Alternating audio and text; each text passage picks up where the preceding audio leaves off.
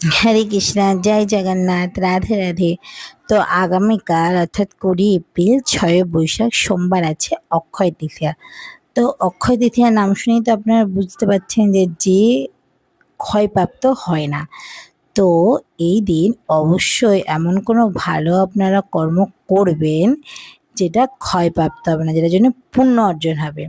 তাই কখনো এই দিন খারাপ কাজ করবেন না। তো কালকের দিনে আপনারা প্রত্যেকে বেশি বেশি হরিনাম জপ, ভগবদ গীতা পড়া এবং ভগবানের সেবা পুজো করা, সকালে উঠে মঙ্গল আরতি, যদি পারেন গঙ্গায় স্নান করবেন বা পবিত্র নদীতে, আর যদি সেটাও না পারেন তো গৃহেই আপনারা 3 বার গঙ্গা গঙ্গা বলে স্নান করবেন।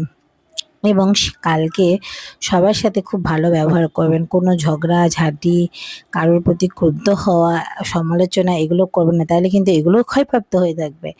তাই কালকের দিনটা খুব খুব ভালোভাবে আপনারা খুব সুন্দরভাবে প্রত্যেকে উদযাপন করার চেষ্টা করবেন। যদি পারেন দান করবেন, ঠিক আছে?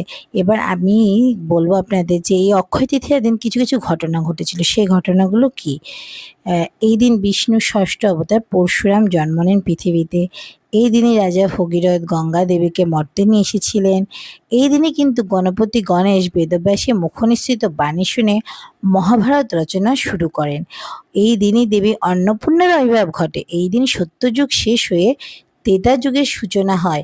এই দিন কুবেরের তপস্যায় তুষ্ট হয়ে মহাদেব তাকে অতুল ঐশ্বর্য প্রদান করেন। এই দিনেই কুবেরের লক্ষ্মী লাভও হয়েছিল। এই দিন বৈভব লক্ষ্মীর পুজো করা হয় সেজন্য। তারপরে কি হয়েছিল? এই দিন ভক্তরা সুদামা শ্রীকৃষ্ণের সাথে দেখা হয়েছিল, তাই এটাকে মিলন উৎসবও বলে। শ্রীকৃষ্ণের সাথে দেখা হওয়ার পর তার দুঃখ মোচন হয়ে যায়।